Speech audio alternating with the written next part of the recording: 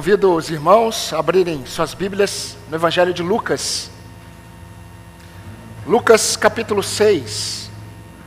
Lucas capítulo 6, vamos ler hoje os versículos 22, 23 e 26. E hoje nós vamos terminar de observarmos as bem-aventuranças, as recompensas que Lucas registra no seu Evangelho, no Sermão do Monte. Lucas 6, 22, diz assim: Bem-aventurados são vocês quando as pessoas os odiarem, expulsarem da sua companhia, insultarem e rejeitarem o nome de vocês como indigno, por causa do Filho do Homem. Alegrem-se naquele dia e exultem, porque grande é a recompensa de vocês no céu, porque os pais dessas pessoas fizeram o mesmo com os profetas. Versículo 26. Ai de vós, quando todos os elogiarem, porque os pais dessas pessoas fizeram o mesmo com os falsos profetas. Amém, irmãos? Queridos, assim como Jesus tem deixado claro para nós, nós podemos perceber que em cada verdade exposta nas Escrituras, nós vamos perceber que aqueles que foram chamados por Deus para proclamar as virtudes do Senhor precisam andar neste mundo como forasteiros e peregrinos. Neste mundo que é um mundo estrangeiro e passageiro. Porém, é preciso saber o que isso significa. O que significa andar neste mundo como peregrino? O que significa andar neste mundo como forasteiro? O que significa entender que estamos como estrangeiros neste mundo? Meus irmãos, significa que nós não devemos ter uma vida alienada das nossas responsabilidades diárias. Significa que nós devemos ter uma vida intencionada para o reino, como nós vimos hoje pela manhã. O que nós não podemos é andar neste mundo como se estivéssemos ainda seguindo o curso deste mundo. Nós não somos alienados a nada daquilo que acontece no mundo. Porém, a nossa vida, ela é intencionada em tudo que nós fazemos, visando o avanço do reino de Deus. Eu não sei se você já teve a oportunidade de estar em uma praia com o mar muito agitado. Essa semana que passou, tivemos um período de lua cheia, ressaca no mar, né? Ubatuba estava tudo muito agitado.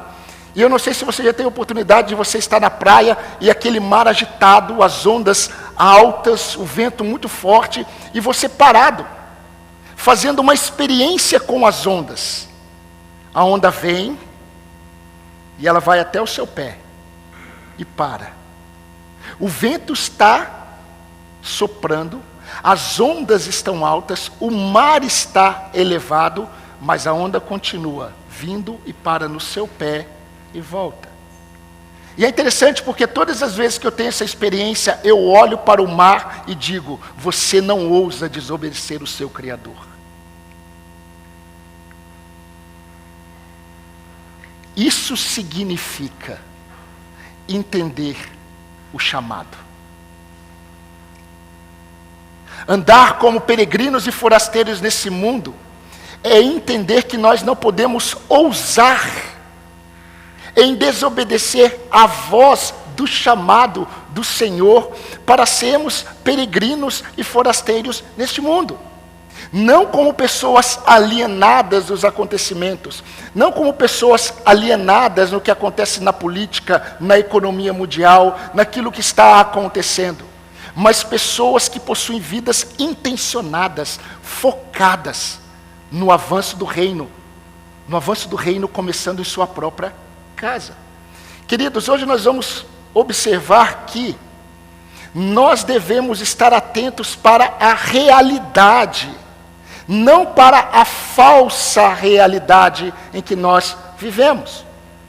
Todos os dias, tanto o mal que ainda habita em nós, a lei do pecado que ainda opera nos nossos membros, como as investidas de Satanás com todas as suas distrações, o mundo com as suas propostas, tentam tirar de você essa identidade. E você precisa estar atento a isso. Porque o nosso coração, ele se inclina a abraçar aquilo que o mundo propõe.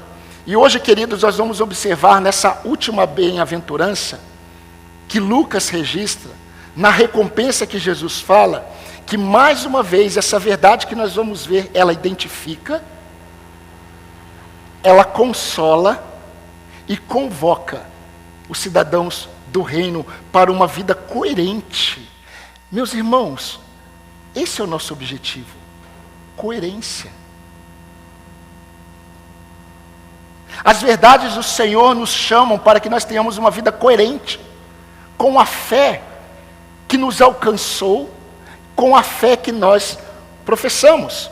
E se nós estamos falando de bem-aventuranças e recompensas de Deus, nós estamos falando de alegria. Nós estamos falando de satisfação na alma. Nós estamos falando de contentamento em Deus. É difícil viver nesse mundo,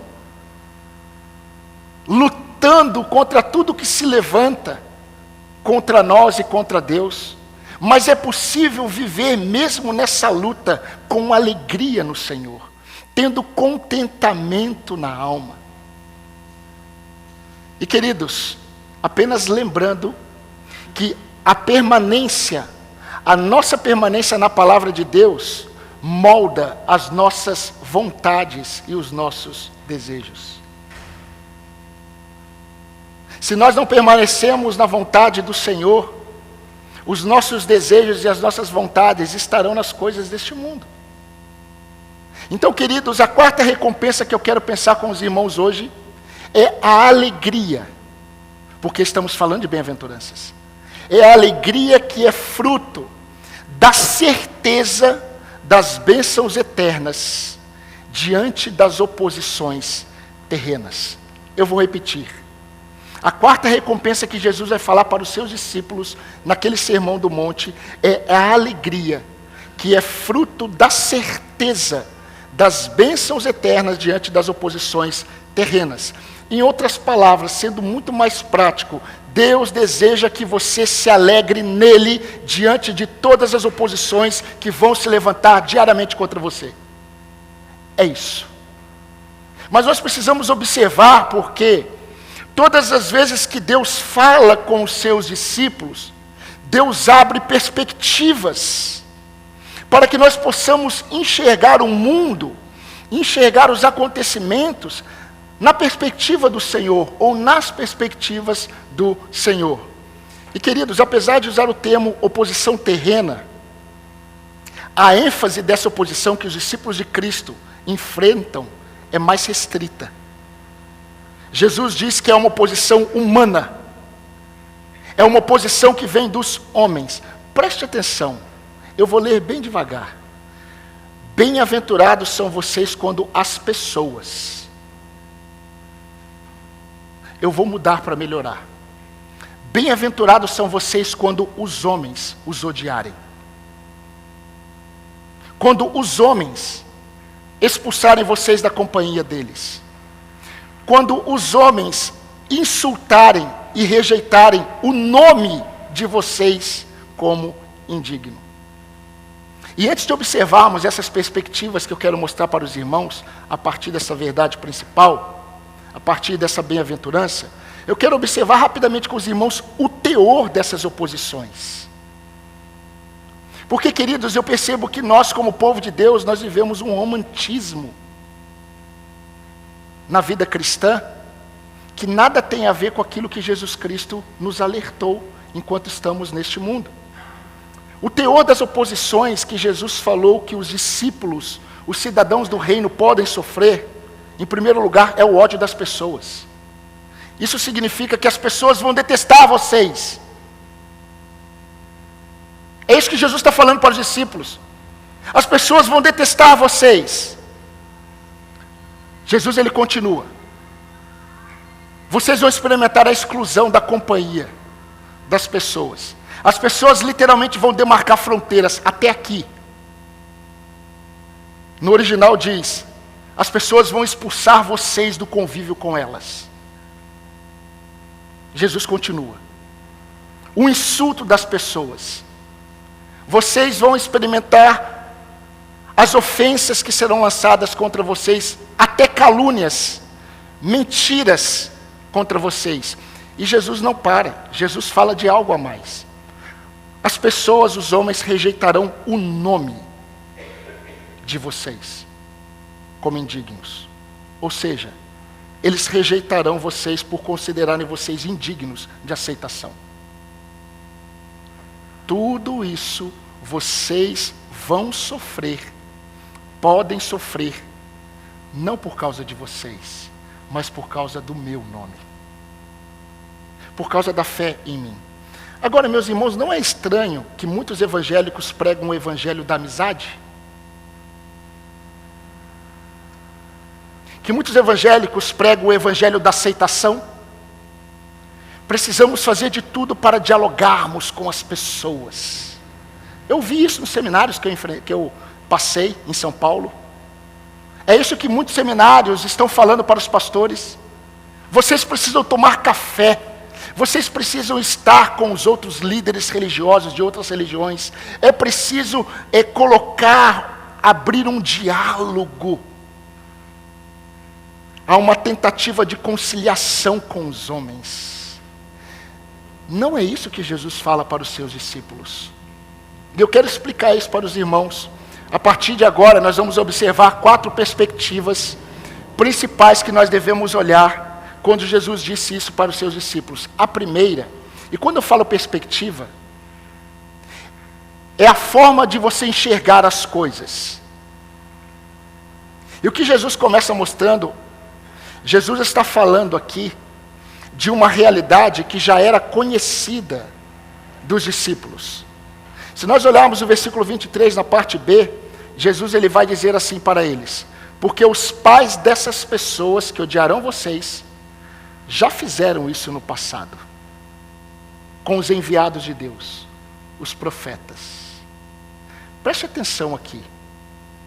Jesus está falando para aqueles que, quando nós olhamos lá no versículo 13 do capítulo 6, Jesus está falando aqui para aqueles que seriam chamados de apóstolos. Apóstolo significa aquele que é enviado da parte de alguém. Então Jesus está falando aqui para aqueles que seriam enviados. Só que no passado, meus irmãos, na história de Israel, Deus também havia os seus que ele havia enviado. Deus havia enviado os profetas. Os profetas eram aqueles que falavam em nome do Senhor. E Jesus está falando: olha, esses que vão odiar vocês, meus queridos enviados, eles já odiaram lá atrás. Os pais deles odiaram outros enviados da parte de Deus, os profetas. Ou seja, assim como os profetas que foram enviados por Deus foram odiados pelos pais deles, essa geração, as outras gerações também vão odiar todos aqueles que eu envio. Essa é característica no mundo. Todas as vezes que Deus envia alguém, esse alguém precisa estar preparado. Não podemos viver um romantismo, acreditando que nós estamos aqui para tentarmos a política da boa vizinhança. Se depender de vós, tenha paz com todos os homens. Mas há um limite para isso. Há um limite. Queridos, Jesus está querendo mostrar que sempre houve e sempre haverá, viu, jovem? Lá na sua escola, não fique frustrado porque você não é aceito pelo grupo. Quem falou que você tem que ser? Os pais precisam ensinar os filhos a padecer em Cristo neste mundo. Jesus sempre ensinou que os seus enviados estão em um mundo e eles enfrentarão a qualquer momento hostilidade do mundo. A prova como Jesus está tratando do mesmo assunto Foi quando Jesus estava falando com os fariseus, e Jesus olha para eles e diz assim: Jerusalém, Jerusalém, que mata os seus profetas e apedrejas todos aqueles que são enviados a vocês. Jesus agora olha para os seus discípulos e diz assim: olha, vocês experimentarão muitas coisas dos homens, mas esses homens que vão fazer isso com vocês, lá atrás, os antepassados deles, também fizeram a mesma coisa com todos aqueles que Deus enviou. Essa é a realidade do reino. Se você é um enviado, esteja preparado. Esteja preparado para experimentar oposições, a começar na sua própria casa. Jesus falou que para muitos, o maior inimigo do homem serão os da sua própria casa. Essa é a realidade que Jesus está querendo mostrar para eles. E meus irmãos, essa perspectiva nos faz enxergar as reais possibilidades na vida de todo aquele que foi chamado por Deus, que está num estado de enviado de Deus, que tem uma missão como enviado do Senhor. Mesmo que você seja enviado para o próprio povo de Deus, se Deus enviar você agora para uma outra igreja e você começar a falar os preceitos da palavra do Senhor, você sofrerá oposição. Dentro da sua casa, na sua família, comece a falar que você crê que a palavra de Deus é suficiente e experimente no meio de crentes oposições.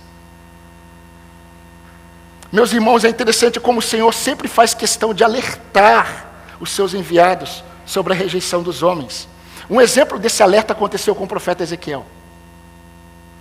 Olha o que Deus disse para Ezequiel: eu creio que se Deus me chamasse e falasse algumas coisas que eu não sei, talvez poderia me desanimar no início.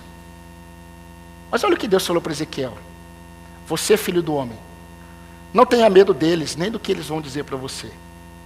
Mesmo que você esteja entre sarças e espinhos, e more com escorpiões, não tenha medo do que eles disserem, nem se assuste com a cara que vão fazer para você. Porque eles são casa rebelde. Você lhes dirá as minhas palavras, quer eles ouçam, quer eles deixem de ouvir, porque são rebeldes. Mas não fique com medo da cara que eles vão fazer para você. Enviado. Em outro momento, Jesus olhou para os discípulos e disse assim: lembrem-se da palavra que eu disse a vocês. O servo não é maior do que o seu senhor. Se perseguiram a mim, vão perseguir vocês. Se me ouviram, também ouvirão vocês. Eles vão guardar a sua palavra. Isso está em João 15, 20. O texto que eu li de Ezequiel está em Ezequiel 2, 6 e 7. Meus irmãos, essa verdade nos ensina, e eu não sei se eu vou ter tempo para expor tudo, mas essa verdade nos ensina que nós que somos enviados de Deus neste mundo, nós não podemos esperar reações positivas quando nós testemunhamos da nossa fé. Sabe por que nós sofremos frustrações? Porque nós colocamos expectativas que nós não deveríamos colocar. E a gente vive um evangelho fragilizado, irmãos. Os crentes, eles não querem entristecer os familiares não crentes. Ai, se eu me posicionar, ele vai ficar chateado comigo. Eu vou ficar mal. Meu amigo do trabalho vai virar a cara para mim. Ai, que chato. Como que eu consigo, pastor, conciliar o meu posicionamento e não machucar? Ah, é? Jesus falou assim: eles vão odiar vocês.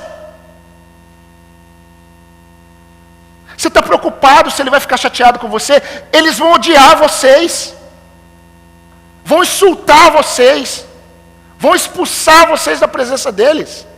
E você está preocupado se o seu familiar vai ficar chateado. Se os seus amigos eles vão ficar chateados. A quem você quer agradar? Você é um enviado de Deus. Caia na realidade. E cair na realidade é cair em si. Entenda, meus irmãos, essa verdade. Eu estava conversando com um homem essa semana, não crente. E eu estava ouvindo ele falando sobre a filosofia de vida dele. E ele falando como que ele conduz a vida dele. E eu ouvindo. Em determinado momento eu disse assim, olha, a palavra de Deus diz que Deus resiste aos soberbos, mas dá graça aos humildes. E ele disse assim, então, quando Deus diz isso, Deus não está falando que ele despreza o soberbo, diz que Deus está falando que ele ama o soberbo. Fala com convicção sobre Deus. E eu olhando ele falando, eu falei, como você é ousado. Como que você ousa falar sobre um Deus que você não conhece e fala como se conhecesse? Não falei para ele, falei para mim mesmo, a minha consciência. Senão o diálogo ia acabar. Mas os homens sem Deus, eles são ousados. Deus é assim. Deus pensa assim. Deus é assim. Eu não imagino um Deus que rejeita o soberbo. Eu imagino um Deus que ama o soberbo e traz para ele. Meus irmãos, as expectativas que nós carregamos não podem ultrapassar a realidade que Jesus nos mostrou. Na verdade, as frustrações, e como eu disse, que experimentamos são reflexos das expectativas que depositamos nos homens. Deixa eu fazer uma pergunta para você. Que tipo de expectativa você tem colocado nas pessoas quando você dá testemunho da sua fé? Que tipo de expectativa você tem colocado? O que você está esperando? Eu vou dar um conselho para você que eu ouvi do pastor Nicholas Ellen na conferência da BCB. Diminua as expectativas e aumente o amor.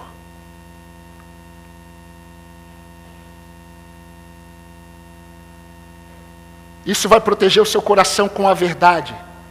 Quando os homens lá no seu trabalho, lá na sua casa, reagirem de forma hostil. E preste atenção, não apenas ao que você fala, mas à ameaça que a sua vida representa para a liberdade deles, uma falsa liberdade. Um crente próximo de um descrente é uma ameaça para eles. Um crente que preserva os valores do Senhor. A segunda perspectiva que Jesus mostra é a repulsa dos homens aos enviados de Deus, mostrando que essa repulsa dos homens aos enviados de Deus é, na verdade, uma repulsa direta a Jesus. Está além de você. No versículo 22, na parte B, Jesus disse assim, olha que interessante. Insultarem e rejeitarem o nome de vocês como indigno. Eu acho muito interessante quando Jesus diz que o nome dos discípulos seria rejeitado. Eles vão rejeitar o nome de vocês. Nós só conseguimos entender isso quando a gente entende o que o nome significa na perspectiva bíblica. Na perspectiva bíblica, o nome não significa apenas uma simples identificação. O nome, na perspectiva bíblica, representa tudo o que a pessoa é em sua essência. Quando nós olhamos para o nome de Jesus, quando você ora em nome de Jesus, você não deve focar apenas no entendimento de o nome. Orar no nome de Jesus representa a sua confiança em tudo o que Ele é. E automaticamente em tudo o que Ele fez e faz. Porque o nome representa toda a essência da pessoa e a obra. Por isso que não foi dado nenhum outro nome dentre os homens para que o homem seja salvo. Porque nenhum outro nome foi ungido como o Cristo. Só Jesus Cristo salva. Por quê? Porque só Ele tem um nome. A obra dele, a vida dele, tudo o que ele fez, ninguém pôde fazer, ninguém poderá fazer.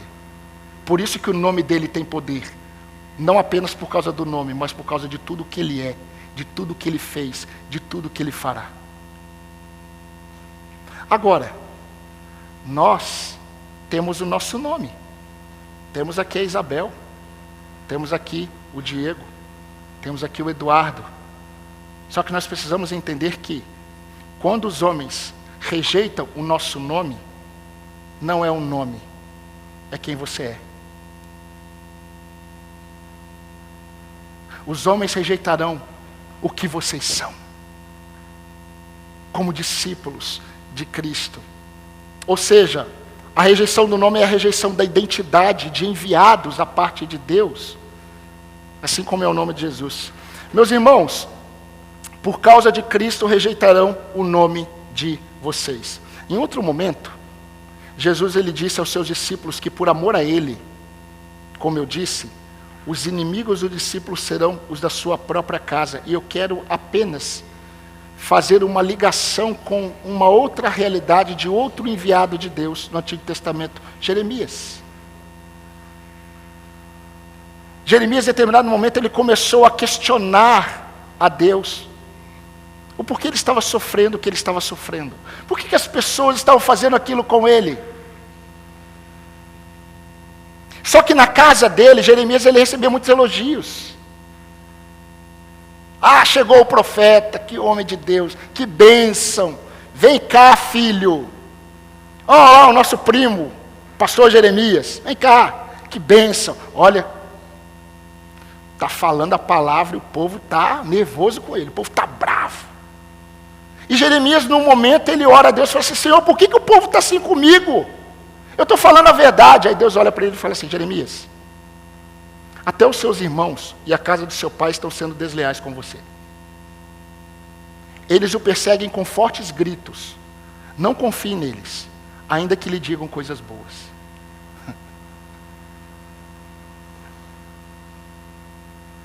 Você acha que você é bem-quisto? Você só é se você não testemunha da sua fé. Se posicione e experimente o que é o mundo. Se posicione na sua família e experimente o que é o mundo.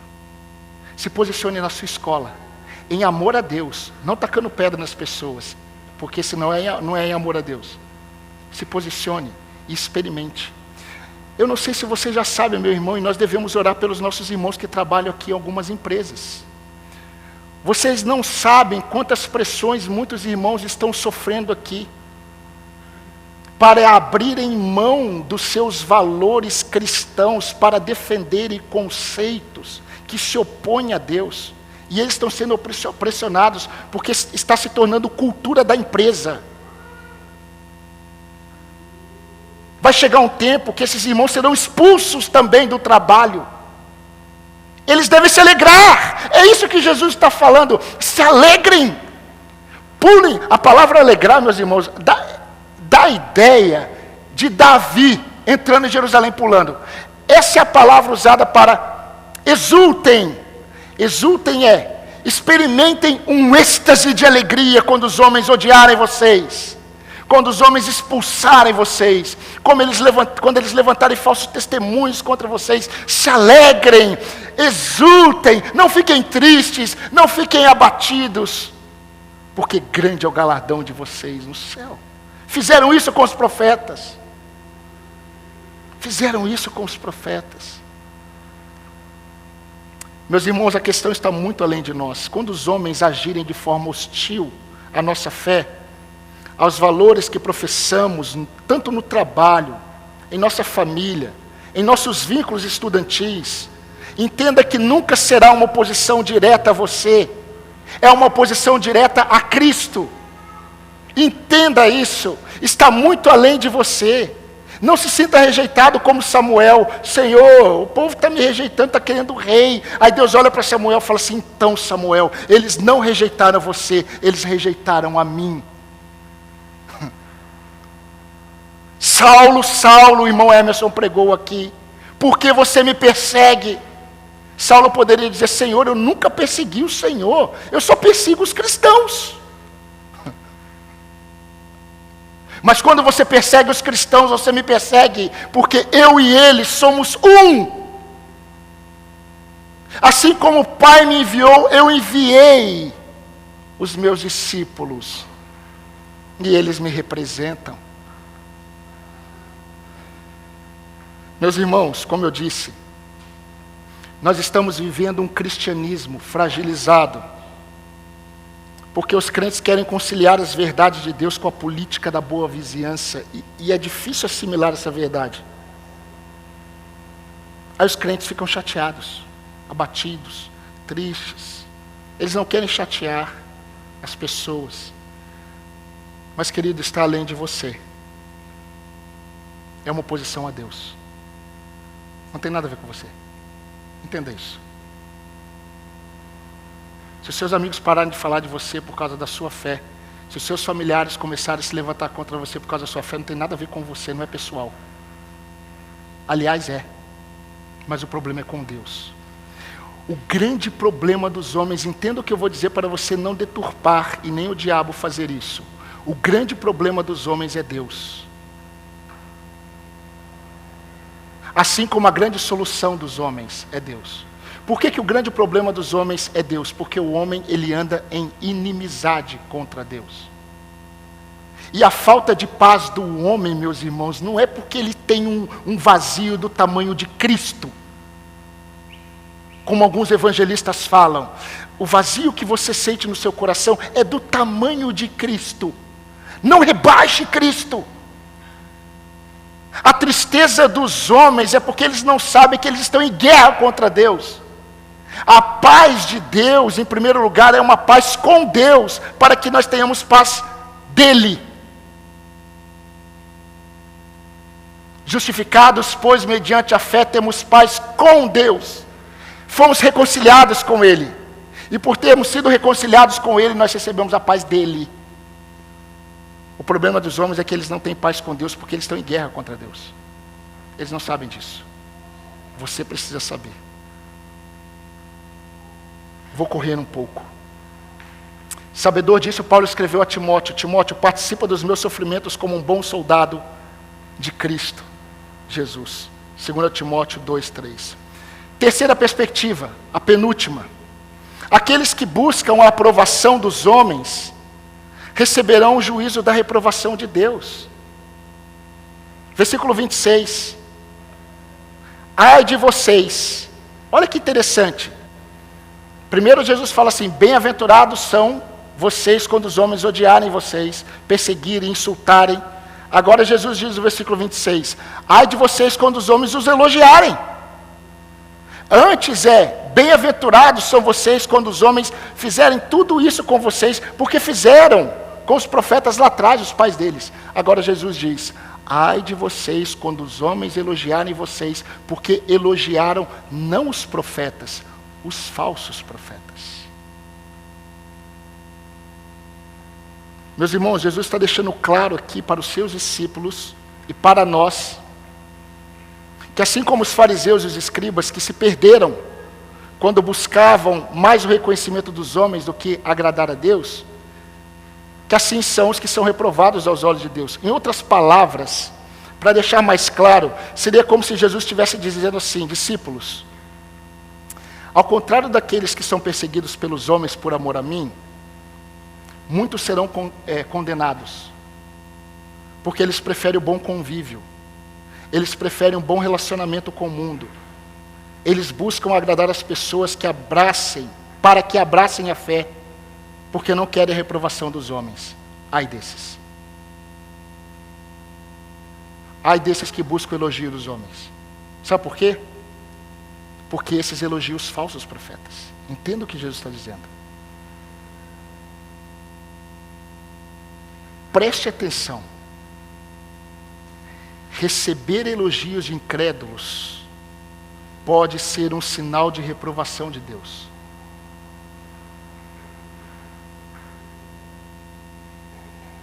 Por isso Jesus diz, porque os pais destes elogiavam os falsos profetas. Ou seja, quem espera os elogios dos homens, podem estar evidenciando que ele mesmo é falso. Receber elogios de quem está no engano pode significar que eu também estou no engano.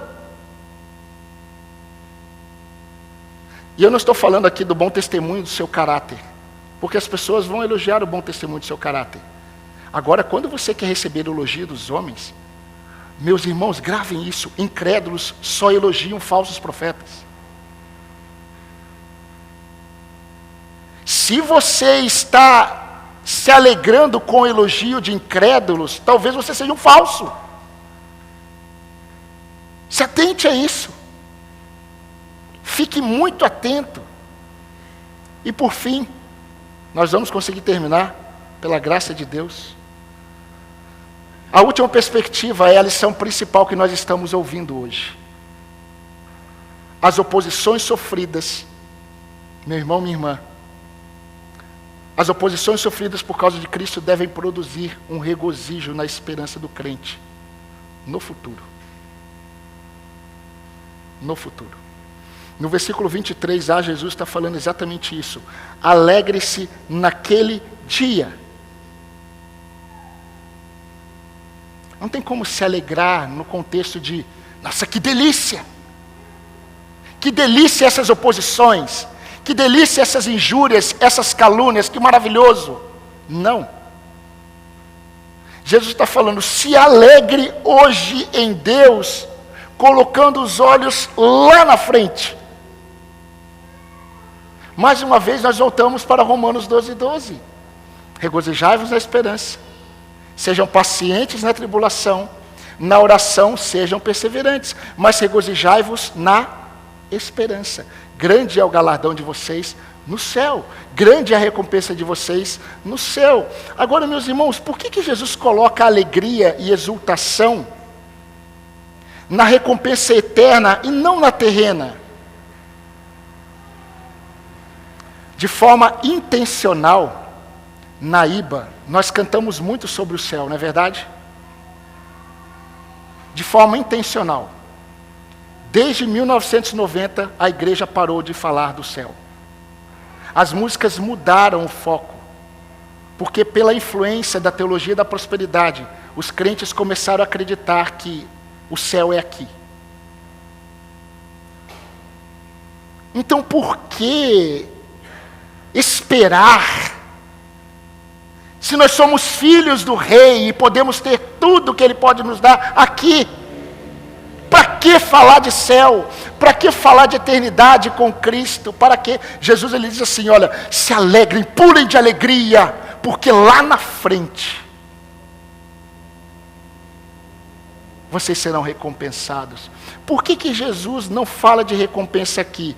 Meus irmãos, porque aqui neste mundo, gravem isso, muitos servos de Deus terão que pagar um alto preço nas mãos dos opositores de Deus. Essa é a realidade, meu irmão. Minha irmã, meu querido jovem, minha jovem, essa é a realidade.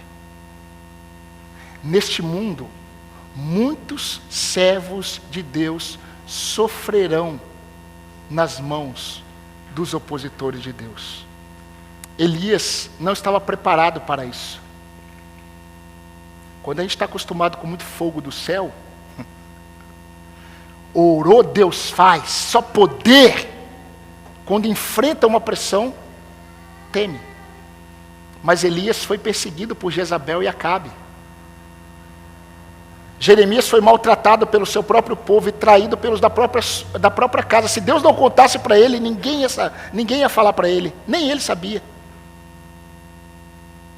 A tradição diz que Jeremias, depois do cativeiro, muitos israelitas foram para o Egito. E Jeremias foi levado para lá, e lá ele foi apedrejado até a morte. Daniel foi lançado numa cova com leões, não leões que tinham jantado. Meus irmãos, quando Daniel foi lançado na cova dos leões, não foi para ter uma experiência com os leões. Teve um propósito. O propósito é, seja devorado. Deixar os leões sem comer. Por quê? Porque ele se recusava a deixar de orar. Sadraque, Mesaque e Abidnego foram lançados na fornalha, porque se negaram a negociar a fé deles. Fornalha não era uma sauna, irmãos. O soldado morreu queimado na porta, só com aquele bafo quente da fornalha. João Batista foi decapitado porque condenou o adultério. Estevão foi apedrejado até a morte. Paulo foi decapitado. Quantos cristãos foram mortos pelo Império Romano? Leia a história. E sabe qual é a realidade? A lista ainda está sendo preenchida até hoje. Neste exato momento, tem irmãos que estão sentenciados à morte por causa da fé. Essa é a realidade do reino. Crentes da IBA de Taubaté, Brasil. Perguntaram para o pastor Spru: por que as coisas ruins acontecem com pessoas boas, pastor? E ele respondeu: isso aconteceu apenas uma vez, e foi voluntariamente. Jesus, antes de ser recebido em glória, ele teve que padecer na mão ou nas mãos de quem? De pecadores. Infelizmente, queridos, muitos crentes estão despreparados para essa realidade. Porque o evangelho que muitos têm abraçado não é o evangelho da cruz deste mundo, mas é o evangelho da amizade com o mundo e a amizade com o seu príncipe. E ai de mim, como pastor de vocês, se não prepararem vocês para a realidade do reino. Pais, vocês precisam preparar os seus filhos para que eles enfrentem oposições na escola. Pare de ficar pensando: eu vou ensinar o meu filho a ouvir. Não. Isso é importante, mas vai muito além disso. Você precisa, tem pais que quando estão passando por um momento difícil, eles poupam os filhos. Os filhos crescem e nem sabem que os pais passaram por crises. Ensina o seu filho a sofrer com Deus. Ensina o seu filho a depender de Deus. Certa vez, numa família desta igreja, o pai estava passando por um momento muito difícil. E ele estava lá ajoelhado, chorando.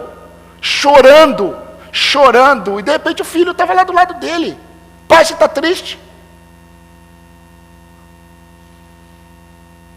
O pai está sofrendo.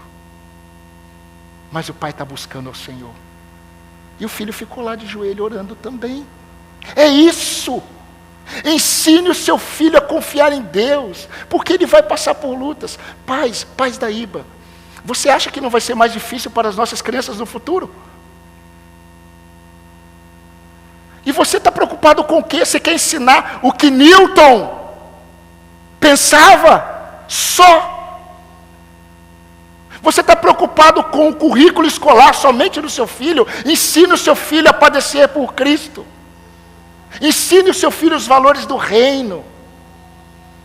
Eu tenho que ficar atento ao que o meu filho está aprendendo na escola. Vai muito além. Ensine o seu filho a permanecer firme com o Senhor. Quando as meninas lá da escola, os meninos da escola começaram a se levantar contra ele: você é ridículo. Você é ridículo, menino, porque você não fica com as meninas. Você é ridícula, menina, porque você não fica com ninguém. Isso é ridículo. Ensine os seus filhos a se alegrarem em Deus. Por fim, o fim do fim. Meus irmãos, os salvos não podem se perder numa falsa segurança. E não podem se apoiar em uma falsa esperança. Nós nunca estaremos seguros nas mãos dos homens, quando nós não negociamos a fé. Davi disse: eu prefiro cair na mão de Deus do que na mão dos homens. Nunca devemos esperar nos homens, se nós amamos a Cristo e o seu reino. Então, queridos, essa última bem-aventurança nos mantém neste mundo como aqueles que esperam regozijo, não neste mundo, mas como a irmã Kellen orou. Nós cremos num Deus que nos deixou as suas promessas, e pelas suas promessas nós caminhamos. As suas promessas são reais e fiéis. Ele é fiel a nós, como nós cantamos, porque ele é fiel a Ele mesmo.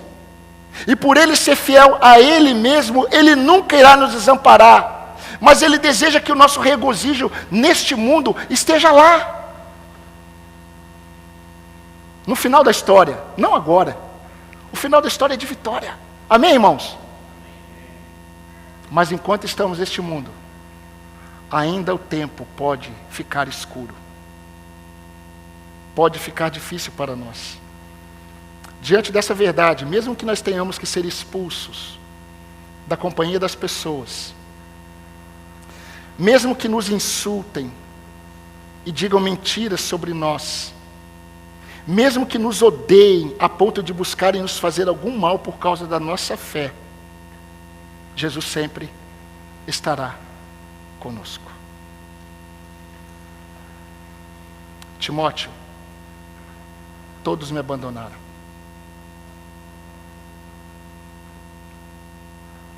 Na minha audiência, quando eu estava diante do imperador, todos me abandonaram. Mas o Senhor me visitou. O Senhor me consolou. Pouco tempo depois, o consolo de Cristo, ele foi decapitado. Vocês estão entendendo? Que Jesus não está muito interessado na forma como o crente vai morrer? Porque Jesus sabe que nada neste mundo pode afastar o crente do amor eterno dele. Nem a morte, nem a vida, nem principados, nem potestades, nem altura, nem aquilo que tem a ver com profundidade, nem fome, nem nudez, nada pode nos separar do amor de Deus que está em Cristo Jesus. Creia nisso, mas creia de tal forma que você não fique abalado com os insultos. Se posicione em fé. Davi disse, parece que Davi estava nos tempos de Jesus. Davi disse assim: bendito seja o Senhor que dia a dia leva o nosso fardo. Ele não leu Mateus 11, 28 no culto de hoje. E ele disse, bendito seja o Senhor que dia a dia leva o nosso fardo. Deus é a nossa salvação. Salmo 68, 19. O texto que nós lemos no início do culto diz assim, e essa palavra não é um convite, meus irmãos, para os incrédulos virem até Cristo. Não deturpem as Escrituras. Essa palavra foi dita aos discípulos, que estavam debaixo de um jugo de ensino, que nada tinha a ver com Deus, mas só com religião. Jesus disse, venham a mim todos vocês que estão cansados e sobrecarregados dessa vida religiosa. Eu os aliviarei. Tomem sobre vocês o meu jugo, a minha doutrina, e aprendam de mim, porque eu sou manso e humilde de coração. E vocês acharão descanso para a sua alma, porque o meu jugo é suave e o meu fardo é leve. Mateus 11, 28 a 30. Sendo assim, irmãos,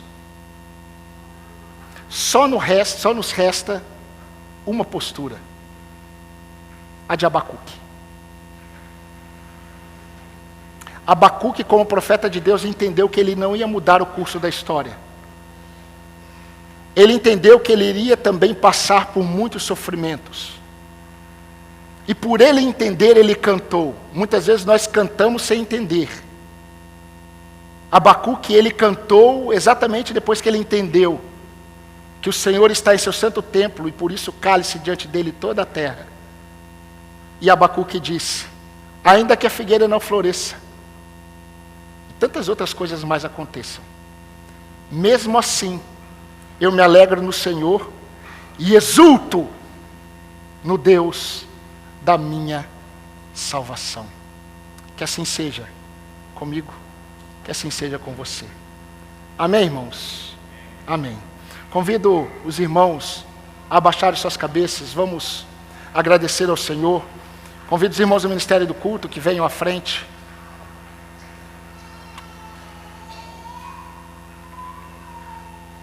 Eu convido você a orar a Deus. Eu convido você a colocar diante do Senhor essa verdade e pedir para que o Senhor trabalhe no seu senso de realidade.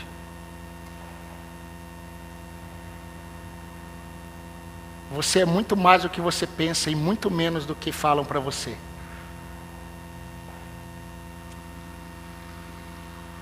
Mas se você é o enviado de Jesus Cristo, esteja preparado para padecer por Ele. E se alegre quando isso acontecer. Se prepare para essa semana, para se posicionar em fé. E se alegre no Senhor.